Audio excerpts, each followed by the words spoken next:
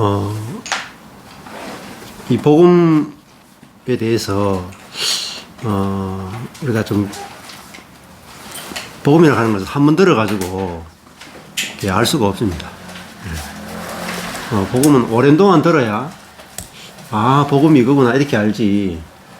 우리가 복음을 워낙 잘못 배워가지고 복음을 안다고 생각하고 이제 적용만 생각을 하거든요.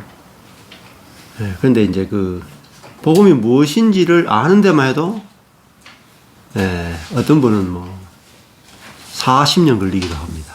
30년, 40년. 복음은 그만큼 어렵습니다. 그런데 이제 왜 사람들이 안다고 생각하냐면은 목사님들이 또 선교단체에서 복음을 이렇게 축약을 시켜놨잖아요.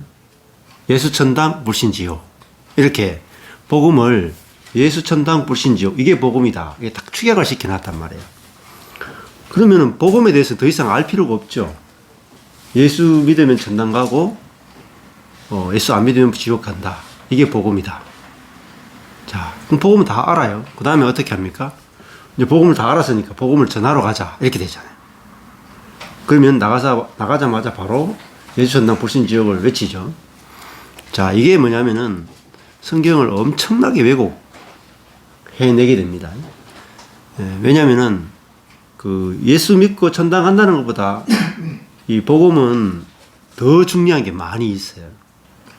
그 복음이 뭐냐 할 때 예수 믿고 천당 간다가 아니고 복음과 율법의 관계를 알아야 됩니다. 복음은 무엇이고 율법은 무엇인지 이걸 알아야 복음을 믿으면은 구원을 받고 복음을 믿지 못하면 구원을 받지 못한다 하는 것도 알게 되고, 그 다음에 우리가 구원받는다 할 때도 구원이 뭔지 구원의 그 풍성한 의미를 우리가 다 알게 되는 거죠. 자, 예수 믿으면 천당 간다 이 말은 쉽게 얘기하면은 코끼리가 이렇게 있는데 코끼리 꼬리 한번 탁 보고 코끼리 꼬리를 만지고 나는 코끼리 꼬리밖에 본 적이 없는데 나는 코끼리를 안다라고 하는 거 똑같아요. 코끼리를 알려면은 코끼리 전체를 다 봐야 됩니다. 전체를. 복음을 전체를 다 보는데 시간이 많이 걸립니다. 그리고 복음을 알게 되면은 복음이 아닌 것이 내 안에서 다 빠져나가요. 이렇게. 복음이 아닌 것. 복음인 것과 복음이 아닌 것. 이게 나누어져 가지고 복음이 아닌 것이 다 무너지고 복음이 우리 속에서 이제 건축이 돼야 되는 겁니다. 근데 복음이 무엇이고 복음이 아닌 율법이 무엇인가 이것에 대해서만 알아가는데도 어떻게 보면 평생이 걸립니다. 평생이. 제가 하는 말이 아니고 루트가 하는 말이에요. 루트가. 복음이 무엇이고 율법이 무엇인지 아는 것은 가장 어려운 것이다 그래요. 가장 어려워요. 설명해도 못 알아듣습니다, 여러분. 내가 경험을 해야 복음이 무엇이고 율법이 무엇인지를 알죠. 율법은 뭐냐? 하라 하지 말라는 게 다 율법입니다. 하라 하지 말라. 다 율법입니다. 복음은 뭐냐면은 하라 하지 말라가 없는 거예요. 그게 복음이거든. 복음은 기쁜 소식이에요. 우리 복음은 하라 하지 말라는 게 아니에요. 기쁜 소식. 은혜를 말하는 은혜. 네가 할 것이 없고 아무것도 안 해도 된다. 이게 은혜를 말하는 거야. 근데 우리 삶 속에 잘못 들은 게 이제 구원은 은혜로 받고 성화는 노력한다. 이게 들어왔잖아요. 그러니까 이게 성화는 노력이니까 이제 그때부터 이제 헷갈려 버리는 겁니다. 그게 아닙니다. 진짜 복음을 공부하면은 이 개혁주의 안에서는 이렇게 설명해요. 구원은 예수 그리스도의 은혜를 하나님의 은혜를 믿음으로 우리가 구원을 받고, 성화는 노력으로 하는 게 아니고 성령에 의해서 되어지는 겁니다. 개혁주의 교리로 설명하면 그렇다는 거예요. 그러니까 구원은 이제 하나님이 예정하시고, 하나님이 우리의 구원에 대해서 예정하시고, 예수님이 구원에 필요한 구속, 십자가의 죽음으로 구속을 성취하시고, 그 성취하신 구원을 적용은 누가 하느냐면 성령이 적용하는 겁니다. 그러니까 하나님, 예수님, 성령님 이렇게 나누죠. 하나님이 구원에 대해서 예정하고 계획하시고 예수님이 구원을 성취하시고 성령님이 우리에게 구원을 적용해 줘야 이게 우리에게 이루어지는 거죠. 개혁주의 교리를 보면 그렇다는 겁니다. 그러니까 구원을 위해서 우리가 할 게 아무것도 없다.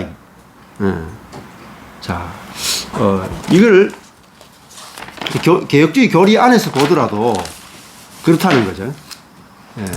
자, 우리가 하나님이 예정하신 구원, 예수님이 이루신 구원, 그거를 성령님이 우리를 불러주지 않으면은 우리는 거기에 대해서 반응이 될 수가 없어요. 예. 그러니까 하나님이 다 하신 거예요. 그래서 우리를 부르시는 것까지, 소명, 부르시는 것까지, 또 거듭나는 것까지 다 성령이 하시는 겁니다. 부르고 거듭나게 하는 거, 성령이 하시는 일이에요. 우리가 하는 일이 없어요. 우리가 하는 것 뭐냐면은, 우리가 하는 거는 믿음이에요. 믿음. 하나님이 다 하신 거를 믿는 거, 이게 우리의 역할이에요. 자, 일반적인 우리 그 장로교 교리를 가지고 설명해도 이렇다는 겁니다. 예. 요즘 제가 저희 교회 출신 그 목회자가 있는데 그 형제가 요번에 그 상주의 한 교회 그 담임 목사로 청빙 받아가지고 요번에 이제 토요일날 임직식을 해요. 그래가 제가 이 형제가 그 부산의 수영역에 있었거든요. 부목사에 있었거든요. 그래가 그 말씀을 어떻게 담임 목사로 준비가 됐는지 이렇게 한번 들어봤어요. 거의 뭐 들어볼 기회가 없으니까. 근데 들어보니까 제가 생각해 본 것보다 훨씬 더 복음적으로 잘 달았더라고요. 그래가 들어보니까 그래가 참 안심이 되고 좀 그 기대가 되더라고요. 그래서 그 교회에 가서 이제 담임 목사로서 사역을 시작하는데 그 설교를 또랑또랑하게 그 복음에 맞게 잘 하더라고요. 그래서 앞으로 이제 교제를 통해서 좀 더 풍성하게 좀 많이 나눠야 되겠다 이런 생각이 들더라고요. 저희 교회 그 카톡에 제가 올려놨어요. 근데 그 했던 게 지난주 수요일 했던 게 연합에 대한 그 설교를 하더라고요. 근데 보통 목사님들이 그 연합에 대해서 설교를 안 하거든요. 구원의 과정에 대해서 수요일마다 이렇게 과정을 쭉 설명하는데 잘했더라고요. 그래서 딴 것보다 말씀을 가지고 좀 목회를 했으면 좋겠다 이렇게 이야기하니까 자기도 그렇게 생각한다 그러고 그렇게 이제 이야기를 주고받았는데 그래도 그 우리 교회 목회자 가운데는 저하고 출신 목회자 가운데는 저하고 제일 가깝게 지내는 목회자 한 사람이고 그래서 물론 이제 또 담임 목사 가면은 어려움들이 있겠지만 제가 말씀을 전하는 거 보니까 잘 하겠다 이런 생각이 들더라고요. 오늘 할 주제는 제가 유인물을 조금 만들어서 나눠드렸는데 이거는 이 유인물은 그 위에 보면은 뉴 라이프 워크북 제 1권에 있는 내용입니다. 뉴 라이프 카드 이게 어서 오세요. 네. 그 뉴 라이프 이게 이제 어디서 나오는 거냐면은 그 남서울 은혜교회에 있는 그 목사님이신데 교회 목사님 정도 될 겁니다. 근데 이분이 그 성함은 노상헌인가 뭐 그럴 거예요. 목사님 이름이. 이분이 그 미국에서 우리나라 아마 상담 쪽으로는 그 임상 쪽으로는 아마 1호 박사 정도 될 거예요. 그래서 굉장히 그 실력 있는 그 상담가면서 이제 목회자라고 할 수 있는데 이분이 그 뉴 라이프 그러니까 새 생명이죠. 새로운 삶. 그러니까 성경하고 상담하고 연결시켜 가지고 이분이 상담을 하는 분인데 제가 지금까지 이게 살펴본 그 성경적 상담하는 사람들 중에서는 그래도 상당히 배울 게 많습니다. 그래서 저도 이거를 가서 배운 건 아니고, 가서 배울 만큼 이제 시간은 없었고, 여기를 그냥 수제자로 완전히 다 배운 목사님 한 분이 계시거든요. 그래서 대구에서 서울까지 왔다 갔다 하면서 이분한테 완전히 다 배운 수제자가 있어요. 그분이 이제 한 10년도 됐나? 근데 이제 이거를 저한테 가르쳐 주시더라고요.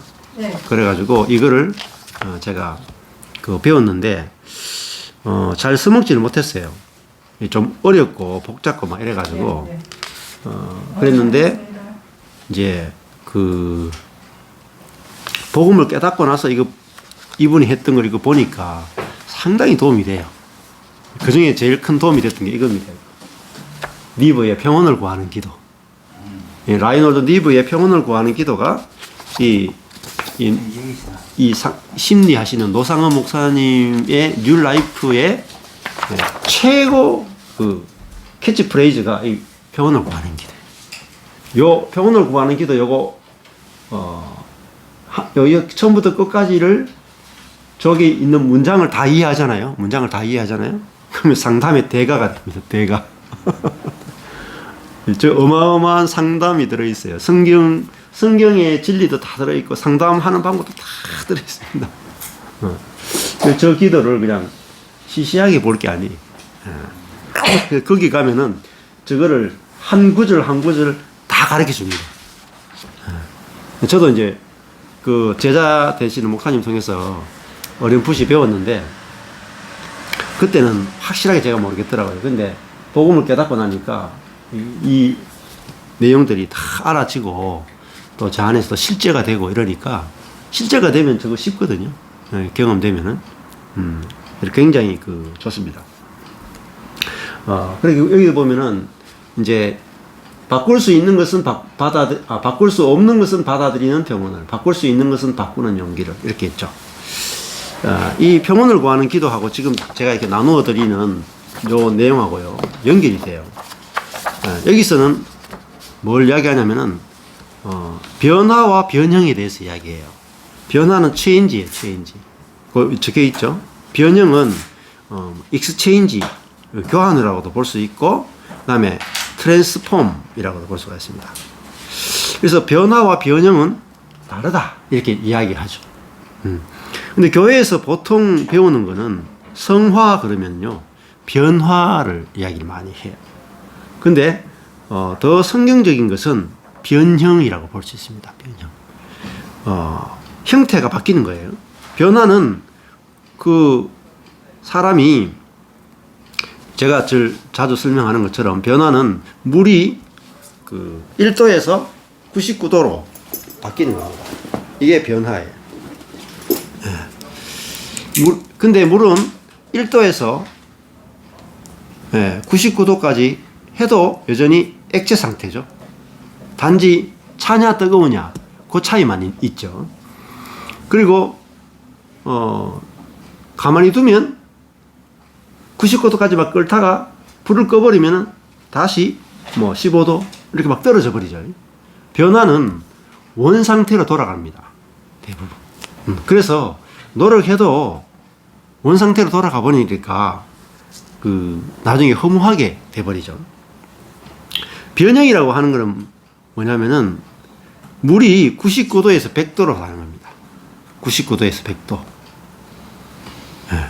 자, 그러면 액체에서 기체로 바뀌어버리죠. 즉, 다른 존재로 바뀌어버린다는 거예요. 다른 존재로. 근데 그리스도인들이 이 다른 존재로 변형되는 이거를 경험하는 사람이 아주 좀 극소수에 불과합니다. 그리스도인들 가운데 5%도 안 돼요. 거의. 그런데 자, 액체가 기체로 바뀐다는 건 뭐죠? 존재가 달라지는 거잖아요. 옛사람이 새사람이 된다. 이게 바로 변형입니다. 변형. 이거 어디서 볼 수 있냐면은 예수님이 변화산상에 가죠. 그 변화산상에 갔을 때 예수님의 모습이 변형됐다라고 하잖아요. 그러니까 그때 보면은 그때 예수님 모습이 변형됐다 할 때 쓰는 게 뭐냐면은 원어가 메타몰포 헬라어로 변형되셨다.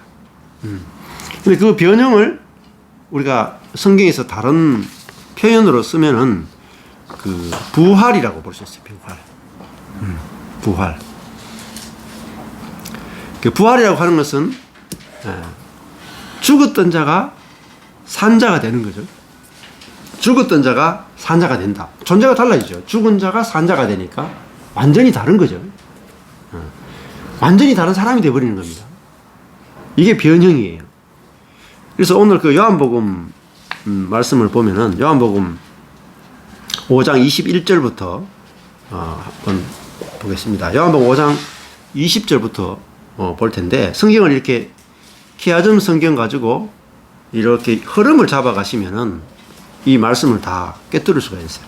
요한복음 5장 20절에 보면은 아버지께서 아들을 사랑하사 자기의 행하시는 것을 다 아들에게 보이시고 또 그보다 더 큰 일을 보이사 너희로 기이 여기게 하시리라. 여기 보면은 아버지께서 자기의 행하는 것을 아들에게 보이신다 그랬죠. 자, 그럼 여러분 성경을 읽으실 때 꼭 기억해야 되는 것은 앞뒤 문장을 꼭 읽으셔야 돼요. 그렇죠? 예, 옛날에 이런 거 있잖아요. 아버지가 방에 들어가신다 하고 아버지 가방에 들어가신다 다른다. 그 띄어쓰기 잘못하면은 그 가방에 들어가는 게 돼버리잖아요. 여기도 보면은 아버지가 행하시는 게 뭐냐? 20절에 아버지께서 자기의 행하시는 것을 다 아들에게 보이시고 했잖아요. 근데 자기 행하는 게 뭐냐면은 5장 19절에 보면은 아들이 아버지 하시는 일을 보지 않고는 아무것도 스스로 할 수 없다. 아버지께서 행하시는 그것을 아들도 그와 같이 행한다. 이거 아버지의 일이 있죠. 아버지의 일. 그런데 아들에게 보이는데 그보다 더 큰 일을 보여줄 거다. 아버지가 하시는 일이 있죠. 아버지 하시는 일이 뭘까요? 21절로 가봐야 돼요. 성경 읽을 때 항상 앞뒤 연결해서 반드시 읽으셔야 돼요. 그러면 5장 21절에 가니까 아버지께서 하시는 일은 아버지께서 죽은 자들을 일으켜 살리심같이. 자, 그러니까 아버지가 하시는 일이 뭡니까? 아버지가 아들에게 보여주는 일은 뭐냐면은 아버지는 죽은 자들을 일으켜 살리는 것. 그게 아버지가 하시는 일이란 말이에요. 그럼 예수님도 아버지가 뭘 하는가 보니까 죽은 자를 살리는 일을 하는 게 보인단 말이에요. 그러니까 예수님도 뭐예요? 죽은 자를 살리는 일을 하는 거죠. 이거를 다른 말로 하면은 요한 그 창세기 보면은 에덴 동산에서 생명나무를 먹는다고 해요. 생명이 뭐냐면 살리는 거예요. 선악을 아는 지식을 먹으면 정령 죽으리라 그러죠. 그러니까 생명으로 사는 것은 살리는 거죠. 선악으로 사는 건 죽이는 거예요. 그러니까 여기 보면 5장 21절에 아버지께서 했죠. 그죠? 아버지는 죽은 자들을 일으켜 살린다. 이렇게 돼 있죠. 그러면 아들은 뭐합니까? 아들도 자기가 원하는 자들 살린다 할 때 뭐냐면 살린다 하는 게 뭐냐면 생명을 주다라는 뜻입니다. 조 보이에요. 생명을 준다. 이러면. 자, 그러면은 21절에 죽은 자를 살린다 하는데 죽은 자가 뭐냐는 거예요. 죽은 자. 죽은 자가 육신이 죽은 자를 가리키느냐 하면은 25절에 가보시죠. 진실로 진실로 너희에게 이르노니 죽은 자들이 하나님의 아들의 음성을 들을 때가 오나니 곧 뭐라 그랬습니까? 이때라. 듣는 자는 살아나리라. 자, 그러면 여기서 죽은 자는 어떤 사람입니까? 예수님이 말씀을 전할 때잖아요. 그러니까 죽은 자는 육신이 죽은 자가 아니고 영적으로 죽어 있는 자들이란 말이죠. 그렇죠? 5장 25절에 죽은 자들이 아들의 음성을 들을 때가 오나니 지금이다. 듣는 자는 살아나리라. 그러면 여기에 인용 구절이 있죠. 5장 25절에 보면 죽은 자들이 누구냐? 에베소서 2장 1절 5절 보면은 허물과 죄로 죽었던 너희를 뭐래요? 살리셨도다. 이렇게 되죠? 에베소서 2장 보면은. 그러면 여기 보면은 죽었던 자가 있고 허물과 죄로 죽었던 너희를 그다음 뭐예요? 살리셨도다. 에베소 2장 1절에 가면. 그 죽은 자가 살았다 그죠? 그게 예수 믿는다는 뜻입니다. 예수 믿는 게 뭡니까? 죽은 자가 살아나는 게 그게 바로 예수 믿는 거예요. 자, 그러면 죽은 자는 뭡니까? 아직 예수를 모르는 자죠. 모르는 자죠. 그걸 죽은 자라 그런단 말이에요. 죽은 자. 자, 그럼 성경에서 말하는 죽은 자는 28절에 가보면 이를 기이 여기지 말라. 무덤 속에 있는 자가 다 그의 음성을 들을 때가 온다. 무덤 속에 있는 자가 뭐죠? 죽은 자죠. 죽은 자. 예수님도 무덤 속에 장사 지냈죠. 네, 무덤 속. 여기 이제 검은색으로 다 돼 있잖아요. 이 색깔 성경을 보면은. 그 다음에 24절에 가면은 죽은 자는 뭡니까? 사망에서 생명으로 옮겼다. 검은색 깔 나오죠. 사망. 그게 죽은 자죠. 사망. 그러면 사망은 뭡니까? 선악과를 먹은 사람을 바로 죽은 자라고 해요. 선악과를 먹고. 선악과를 먹고 선악의 지식으로 사는 사람. 그 사람이 바로 죽은 자예요. 네. 그 죽은 자들이 아들의 음성을 들을 때가 오나니 곧 이때라. 죽은 자가 하나님의 아들의 음성을 들으면 어떻게 돼요? 살아난다. 살아나는 것은 생명을 얻는다. 생명을 얻는다. 그 살아나는 것을 뭐라고 부르냐면요. 그 부활이라고 해요. 부활. 살아나는 걸 부활이라고 해요. 그래서 5장 29절에 보면은 선한 일을 행한 자는 생명의 부활로, 악한 일을 행한 자는 심판의 부활로. 이 부활이라는 단어가 아나스타시스예요. 일어난다는 거예요. 생명으로 일어나고 심판으로 일어난다. 이렇게 되죠. 자, 그 부활한다는 것은 살아난다는 뜻입니다. 그 죽은 자들이, 그러면 예수님이 아버지와 아들이 하는 일은 뭐죠? 생명을 주는 일을 한다. 자, 그러면 죽은 자는, 우리가 생각해보면 죽은 자는 어떤 자겠습니까? 예, 하나님처럼 된 사람. 그죠? 선악과를 먹고 하나님처럼 된 아담. 그 아담으로부터 태어난 모든 사람이 다 죽은 자입니다. 그러니까 우리가 육신적으로 태어나면은 우리 어떤 자로 태어나? 몸은 살아있지만 영적으로는요, 죽은 자로 태어나. 죽은 자. 그 죽은 자는 뭐로 살겠어요? 선악과를 먹었으니까 하나님처럼 된 사람으로 태어났는데, 하나님처럼 된 사람을 성경에서는 죽은 자라고 불러요. 자기가 하나님인 줄 아는 사람. 그게 죽은 자. 그걸 신학적 용어로 말하면 교만입니다. 교만. 그러니까 우리가 부모로부터 태어날 때 모든 사람은 교만한 존재로 태어납니다. 교만한 존재. 그래서 그 증거가 뭐냐면은 팍 찔러보면 뭐가 나옵니까? 사람은 팍 찌르면은 자존심 상한다. 이카죠. 자존심 상한다. 그 자존심이 뭐냐면 하나님처럼 돼 있다라는 거예요. 그래서 다른 거는 좀 참아요. 근데 자존심 상하면 못 찾아. 칼부림 나는 거라고요. 예. 그러니까 뭐 예수 잘 믿고 뭐 교회 열심히 봉사하고 막 교회 헌신하고 막 새벽기도 하는데 그 사람 자존심 건드렸다. 난리 나는 거라. 왜냐하면은 죽은 자이기 때문에. 예. 왜? 하나님처럼 된 그 옛사람인데 그 옛사람이 죽은 자거든요. 그럼 산 자는 뭐겠어요? 산 자는 자존심이 없는 사람이에요. 네. 죽은 자는 딱 한마디로 하면은 자존심으로 사는 인간이에요. 자존심으로 사는 인간. 네? 자기가 자기를 존귀하게 생각하는 거예요. 하나님의 위치에 딱 있는 사람이죠. 예. 그러니까 그 자존심으로 사는 그 사람은 뭐죠? 항상 자기가 옳고 자기 중심이고 이러니까 뭐 선도 행하고 기도도 하고 다 하는데 딱 건드릴 뿐만이에요. 폭발할 뿐. 네, 폭발할 뿐. 자, 그 죽은 자들이 이제 우리가 처음에 태어날 때 죽은 자로 태어난다는 사실을 아는 게 중요합니다. 네, 교회 다니면서 어릴 때부터 이제 저도 초등학교 한 3학년 때부터 교회 생활을 했거든요. 근데 교회 오래 다니면은 뭐가 제일 힘듭니까? 제일 힘든 것 중에 하나가 뭐 부흥회 가거나 이렇게 수련회 가잖아요. 제일 힘든 게 뭡니까? 강사가 오기만 하면 첫날에 뭐 합니까? 때려잡죠? 뭡니까? 여러분 회개하십시오. 이렇게. 여러분의 죄를 위해서 예수님이 십자가에 죽으셨습니다. 이렇게 말하면서 막 여러분 회개하십시오. 막 했죠. 근데 딱 생각해보면은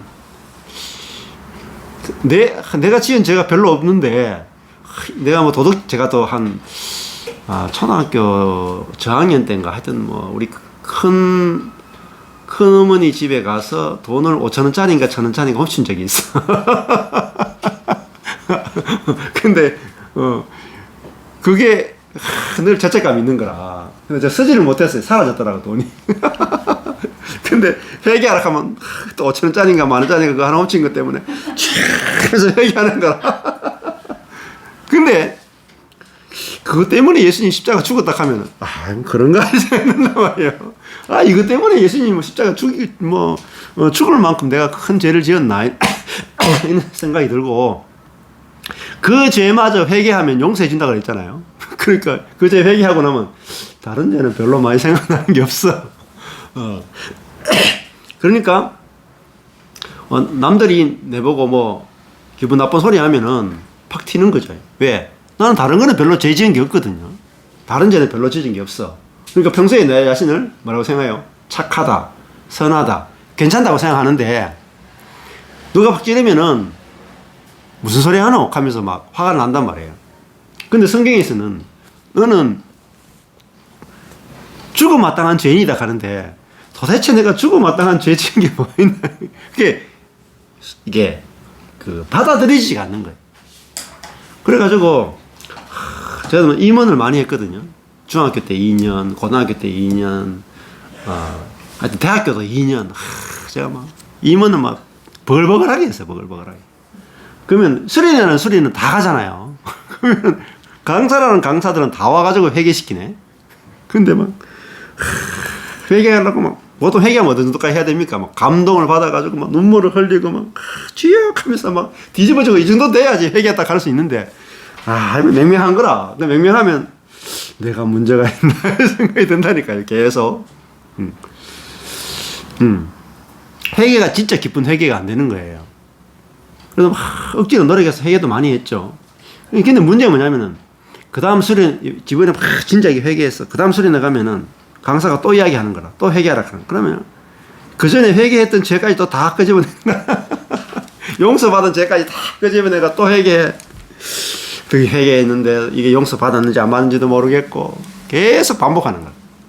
진짜 힘들더라고요. 시간이 지나니까 그 회개하라는 말도 굉장히 힘들고, 그 다음에 남자니까 육신의 정력이 많잖아요. 청소년이기 때문에. 그거는 회개해도 고치겠다고 회개해도 안 돼. 계속 없나는 생각이 올라오고 답이 없는 거야, 답이. 근데 이제 복음을 제가 이제 12년 전에 복음을 딱 깨달으면서 이제 알게 된 게 뭐냐면은, 선악과를 먹은 그 사람, 선악과를 먹은 아담의 피를 물려받은 모든 사람은 그 속에 하나님처럼 되려고 하는 죄가 있단 말이에요. 하나님처럼 되고 싶은 죄. 그 죄가 있다, 이 하는 거예요. 딱 보니까 확실하게 있더라고요. 이야. 그래서, 내 속에 하나님처럼 되려고 하는 그 죄는요, 언제든지 다 걸려요. 높아지고 싶은 죄. 내가 남들보다 능력 있다고 생각하고, 남들보다 선하다고 생각하고, 남들보다 의롭다고 생각해서 내가 남을 늘 판단하는 거라.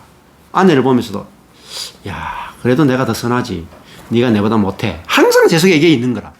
나는 아내보다 낫고 아내 내보다 못하다. 항상 그게 있어. 성도들 보더라도 목사 나이는 선하고 우리 성도들은 선하지 않다. 항상 이게 있는 거예요. 항상 이게. 근데 이게 안 없어져요. 근데 이것 때문에 성경은 죄인이라 그러는구나. 이것 때문에 죄인이구나. 이것 때문에 죽었다라고 하는구나.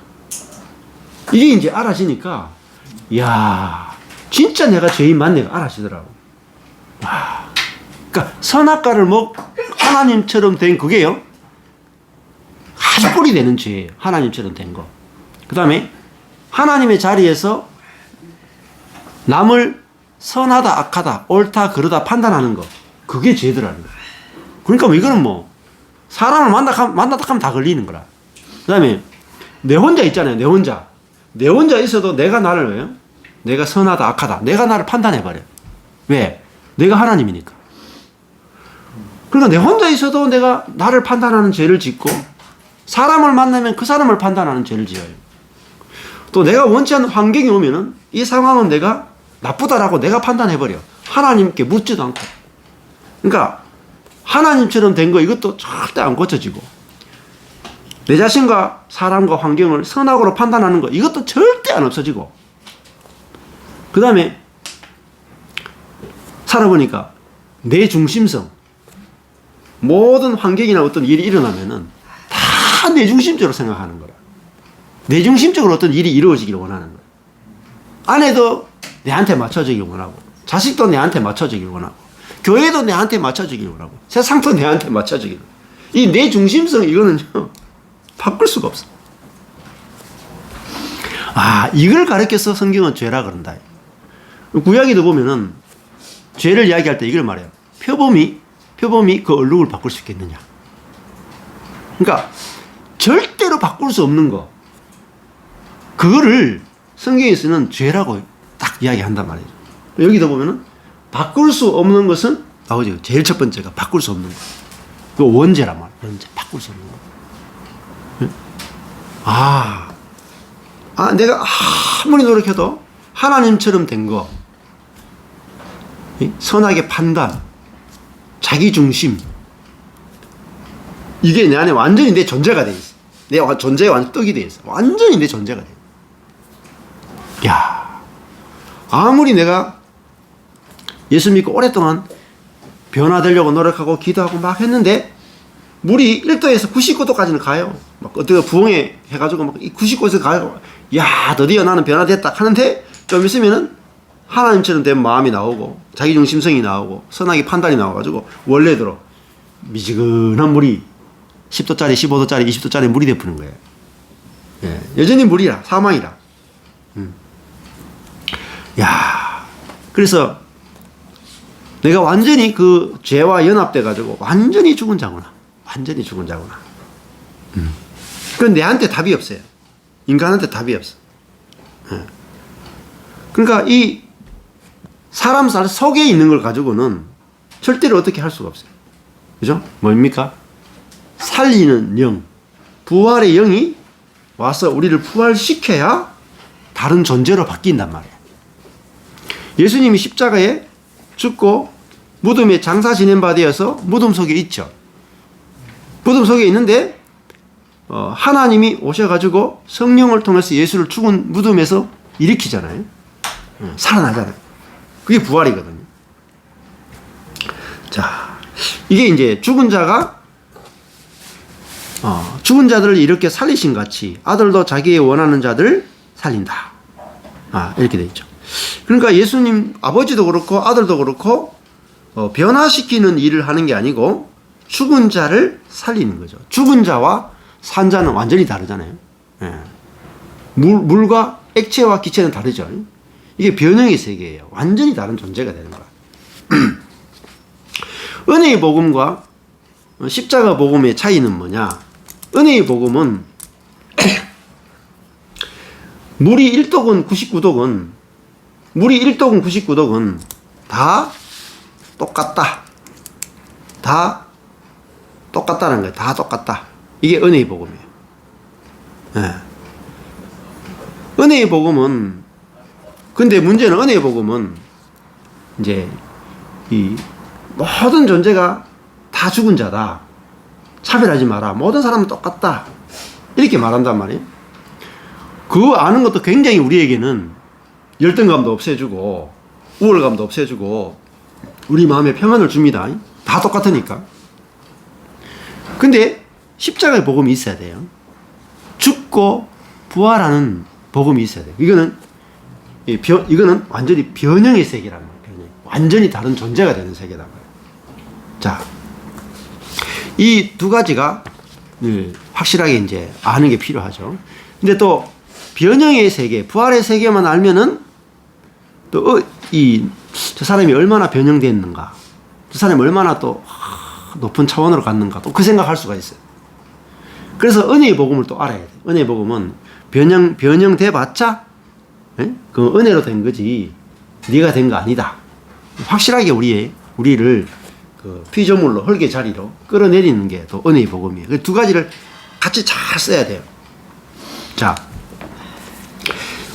여기 이제 도표를 한번 보시면은 변화 첫 번째 왼쪽에 이제 변화의 패러다임은 첫 번째는 오랜 시간에 걸쳐 일어나는 변화죠. happen over time. 시간이 over time이니까 많은 시간을 들여서 일어난다는 거예요. 변화가 1도에서 99도까지 가려면은 굉장히 오랜 시간이 걸리죠. 변화는 굉장히 오랜 시간이 걸려요. 근데 변형을 보십시오. 때가 되면 뭡니까? 즉각적으로 일어나는 큰 변화. 이게 변형입니다. 그러니까 99도에서 100도는요, 1도밖에 차이 안 나잖아요. 즉각적입니다. 순간에 변형이 돼버려요. 순간에 변형. 완전히 다른 존재가 돼버리는 거죠. 그 비행기도 그렇잖아요. 비행기도 이렇게 막 이륙하는데 쫙 달리다가 어느 순간이 되면 탁 뜨잖아요. 근데 이게 앞에 쫙 한 1도에서 99도까지 갔다가 바로 탁 뜨잖아요. 뜨면은 이제 하늘에 날아다니잖아요. 그러니까 우리도 변화의 세계는 계속 땅에서 하는 거야. 땅에서. 그래서 변형이 돼버리면 하늘의 세계를 산답니다. 그래서 하늘에 속한 자 이런 말을 하잖아요. 그러니까 완전히 자기 중심의 세계를 벗어나서 하나님의 영 성령으로 사는 세계에 들어가는 걸 변형이라고 부른단 말이죠. 자, 그러면 이 변형은 때가 되면 때가 돼야 돼요. 때가. 그 때가 얼마큼 찼는지 몰라. 이게 은혜로 되는 거죠. 예. 어떻게 변화는 내가 노력으로 하는 거예요. 내 노력으로. 근데 변형은요, 노력으로 되는 게 아니에요. 때가 돼서 은혜로 즉각적으로 일어나는 거예요. 즉각적으로. 그래서 이 뉴 라이프 상담, 이 성경적 상담 성경 공부도 핵심이 뭐냐면요, 변화가 아니고 변형에 초점을 맞춰요. 변형. 그래서 이 공부로도 실제적인 변형을 사람들이 체험한다는 거예요. 변형. 자, 그래서 변형은 해보세요. 바꿀 수 없는 것은 어때요? 사람들이 바꿀 수 없는 것 때문에 전부 다 뭐 합니까? 어마무시한 고통을 겪고 있죠. 안 그렇습니까? 바꿀 수 없는 것 때문에 울고 스트레스 받고 우울증 걸리고 소리 지르고 싸우고 막 고통을 겪잖아요. 지옥이 펼쳐지잖아요. 바꿀 수 없는 것 때문에. 자기 성격도 그렇고 우리 애들 성격도 그렇고 남편 행위도 그렇고 환경도 그렇고 바꿀 수 없는 게 너무 많아. 그리고 우리 뭐 오래 살아도 100년도 못 살잖아요. 어떨 땐 내 감정도 못 바꿔요. 내 생각도 못 바꿔요. 내 기질도 못 바꿔요. 내 키도 못 바꿔. 외모도 잘 못 바꿔. 능력도 잘 못 바꿔. 근데 그 모든 것 때문에 우리는 고통을 겪습니다. 근데 그것이 바꿀 수 없는 것을 이 바꿀 수 없구나. 인간은 제한적 존재로 만들어졌구나. 인간은 원래 바꿀 수 없는 부분을 많이 갖고 태어나게도록 하나님이 그렇게 지었구나.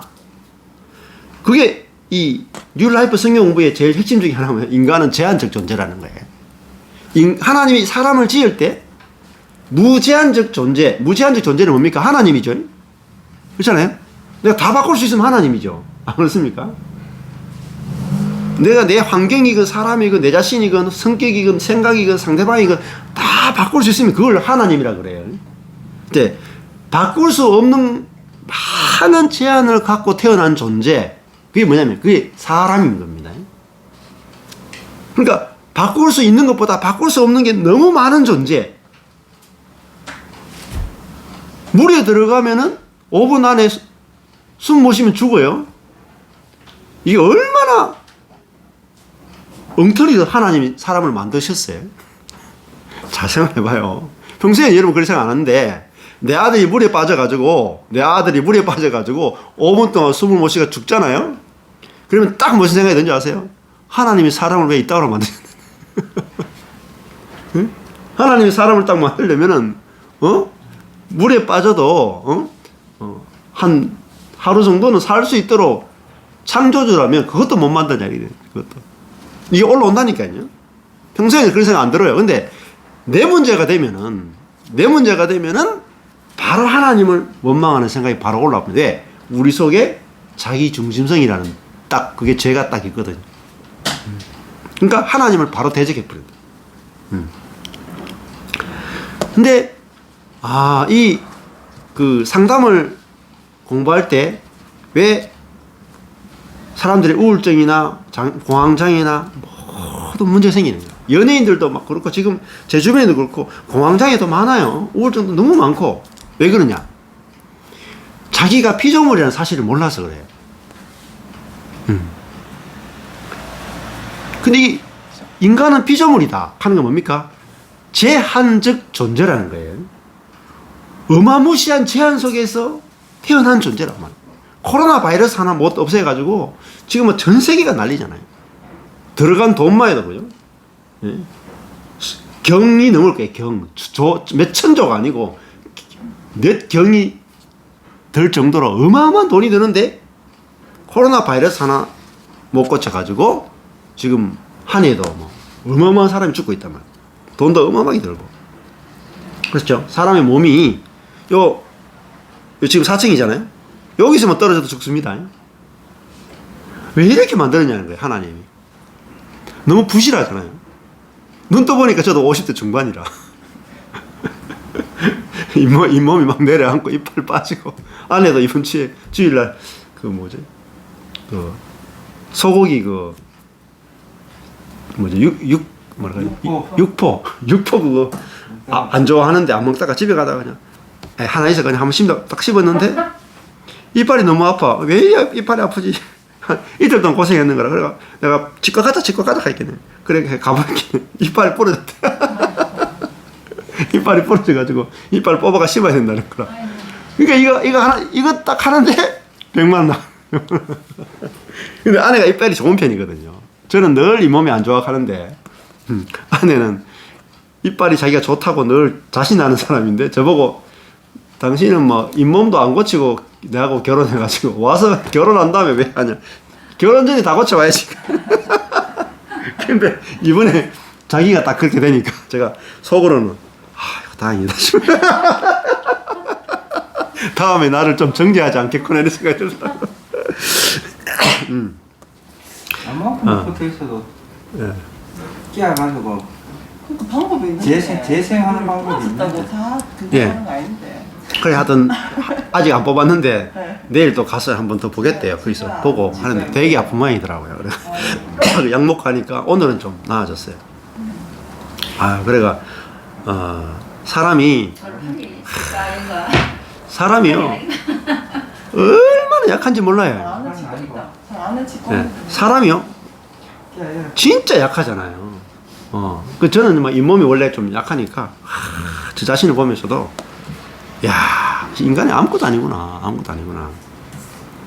근데 이거를 사람 뭐죠? 선악과를 먹었기 때문에 자꾸 뭐가 있냐면은 이 약함을 이겨내서 강해지려고 하는 본성이 우리 속에 있어요. 그리고 이길 수 있다고 늘 생각을 해요. 근데 안 되잖아요, 현실은. 현실이 안 되니까 거기서 뭐가요? 내가 되고 싶은 건 하나님인데 현실은 뭐예요? 피조물입니다. 이 괴리가요 얼마나 큰 줄 아세요?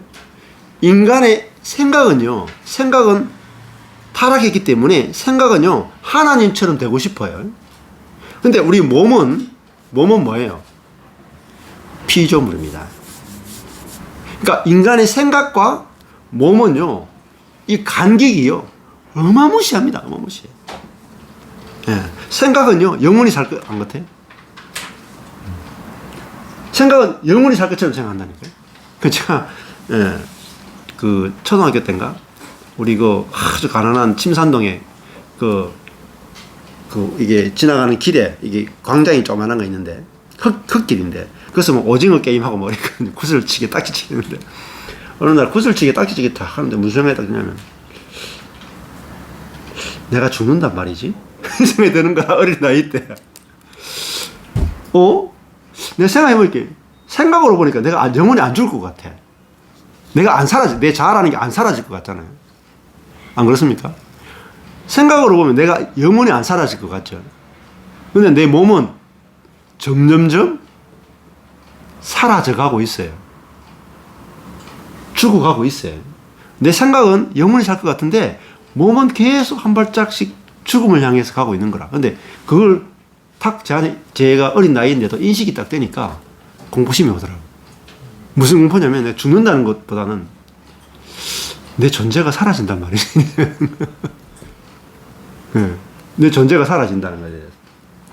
뭐 그 생각이 들고 나니까 야, 인간의 죽음이 됐으니 생각을 하는 거예요. 자, 인간은 그 진짜 제한적인 존재로 지었다. 왜 하나님이 인간을 제한적 존재로 지었는가? 이게 저주다 이렇게 생각하는 거예요. 그래서 우리는 자꾸 하나님을 믿는 게 이 제한적인 존재에서 벗어나서 뭐 하나님부터 뭘 받기를 원합니까? 능력을 받기 원하고 내 힘으로 안 되면 하나님이 도와줘서 이 한계를 초월하는 삶을 살기를 원해요. 그것 중에 하나가 뭡니까? 우리가 애기가 임신, 오늘도 아침에 목사님들하고 모임을 했는데 목사님 한 분이 간증을 하셨어요. 근데 아침에 한 1시간 정도 간증을 하셨는데 이 목사님은 기도에 특별히 능력이 있어. 기도하면은 임신 안 되는 사람이 임신이 돼버려요. 한 8년, 10년 임신 안 되던 딸내미가 기도해달라고 했길래 그 목사님이 가서 기도해보니까 자기 성이 막 뜨거워서 다 기도해보길래 막 그 달에 바로 임신해버려. 그게 얼마나 대단합니까? 그 다음에 애들 변호사 시험. 그 다음에 변호사보다 더 힘든 거 행정사. 그거는요 200명 뽑는데 10,000명인가 20,000명 온다 하더라고요. 200대 1인가 막 그렇게. 근데 그 첫 번 시험 치는데 목사님이 딱 기도해 주는데 딱 강대상에 앉아가지고 첫 교시 뭐 시험 치고 이게 탁 시험 칠 때마다 앉아가 기도하는데 한 번 1차 시험 치는데 3, 4일 치고 2차 3, 4일 이런 식으로 3차를 치다 가요. 그거를 다 기도해 준 거라. 자매가 시험 쳤는데 한 방에 돼버리는 거라. 1차, 2차, 3차. 생각 안 나던 게 다 생각나가지고 다 적었는데 한 번에 다 돼. 그러니까 우리가 기도 생활을 하는 이유, 예수를 믿는 이유, 하나님을 믿는 이유가 뭡니까? 제한을 벗어나고 싶어. 제한. 그 맛을 들이잖아요. 우리가 하나님께 기도해서 응답받고 능력을 받고 뭐 기적을 체험하고 애가 안 태어나던 애가 태어나고 시험에 합격하고 돈이 팡팡 벌려지고 뭐 교회가 막 부흥하고 그 능력을 체험하면은 우리는 하나님처럼 될 수 있다는 게 더 강화됩니다. 심지어. 그러다가 안 되죠. 그러다가 이제 기적이 딱 사라져요.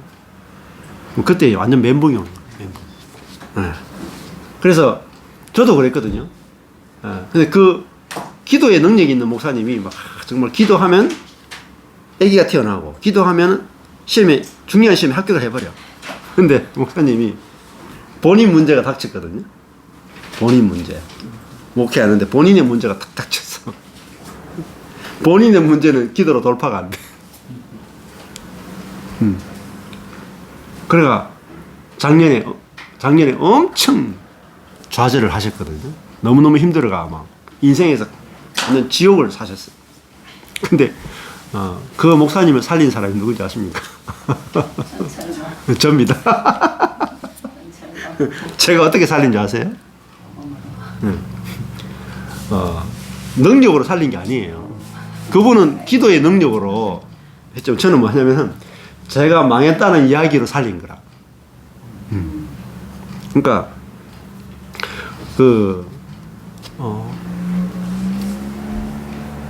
계속 제가 이제 미국 목회자들하고 하면서 제가 망한 이야기를 계속 하니까 이분이 이제 기도로 회복된 게 아니라 이 목사님이 저 목사님이 저 망한 이야기를 저렇게 신나게 하고 저렇게 즐겁게 하고 저 망한 목사가 좀 미국 목사님들 가르치고 있고 그걸 보면서 신기한 거라. 그래가지고 아니 망해도 문제 없구나 이런 줄 알게 돼가지고 목사님이 한 3, 4개월 만에 다 회복돼 버린 거예요. 그 저한테 너무 감사하다는 거예요. 그러니까 그 목사님은 그 다른 사람 기도할 때는 능력으로 살렸잖아, 그죠? 근데 본인의 문제가 오니까 능력이 안 되는 거라. 제가 무능한 저 자신을 내어놓으니까 그 사람 살았다. 야, 그러니까 이게 뭐냐면 십자가의 능력입니다. 우리가 복음 고린도전서에 가면은 그 바울이 십자가의 능력에 대해서 이야기해요. 십자가는 뭐냐면 미련하고 약한 것이 십자가의 능력이다 이렇게 말해요. 그러니까 무능한 것이 능력이다 이렇게 말해요. 무능한 것이 하나님의 하늘의 능력이다 이렇게 말해요. 자, 이게 잘 알아들으셔야 되는데 고린도 교회가 무슨 문제가 있었냐면은 바울파, 아볼로파, 게바파, 그리스도파 해가지고 분열이 있었어요. 분열이 있는데 자, 사람들은 뭘 자랑했냐면 내가 바울파고 너는 아볼로파인데 너는 성경을 잘 알지만은 나는 바울을 따라가지고 나는 복음을 잘 알고 나는 이 바울로부터 직접 배웠다. 그러면서 각 여러 그 지역에 있는 고린도 교회들이 서로 누가 잘났는지를 가지고 막 자기 잘난 거, 능력, 지식을 가지고 서로 막 다투기 시작해요. 그러니까 그들에게는 자, 자기 잘난 것을 내놓는 능력이 있죠. 자기의 능력을 내놓아요. 자기의 지식을 내놓고 자기의 좋은 것을 내놓는 능력은 있는데 무슨 능력이 없느냐면은 자기의 못난 것을 내놓는 능력이 없는 거예요.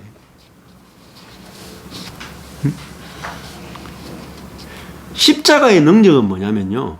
자기의 못난 것을 내놓을 수 있는 능력입니다. 그게 십자가의 능력이에요. 신기하죠? 세상에 없는 겁니다. 우리 옛사람 속에 절대 없는 거예요. 우리는 내 못난 거 내놓으면 뭐예요? 자존심 상해버리잖아요. 근데 보세요.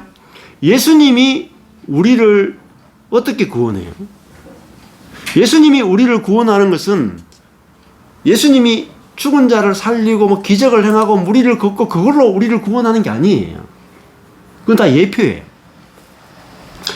예수님이 우리를 구원하려면은 자, 구원이라고 하는 게 뭐겠어요?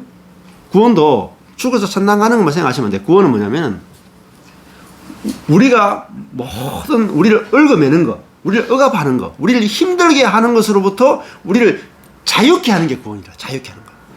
모든 걸 우리가 자유케 하는 것. 근데 우리는 어디에 얽어매여 있어요? 무엇이 우리를 괴롭게 해요?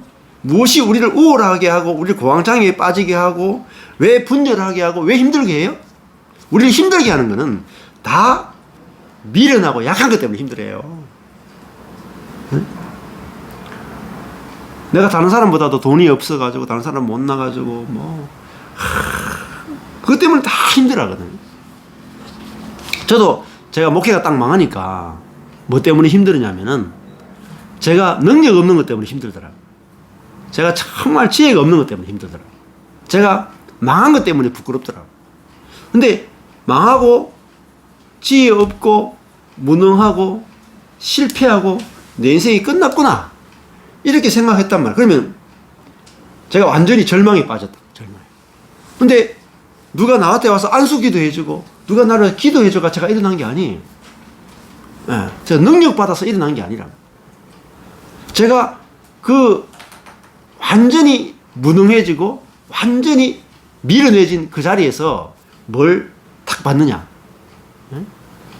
십자가에 달린 예수님이 어떤 분인가를 탁 알게 됐어. 예수님이 어떤 분인지 딱 알게 되니까요.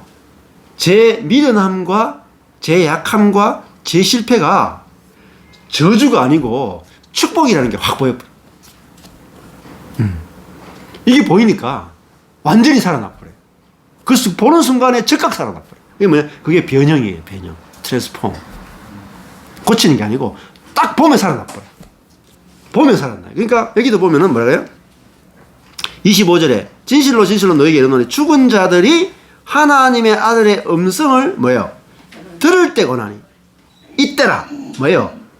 듣는 자는 살아나자 그랬잖아요. 듣는 자는. 딱 들으면 살아납니다. 들어나요.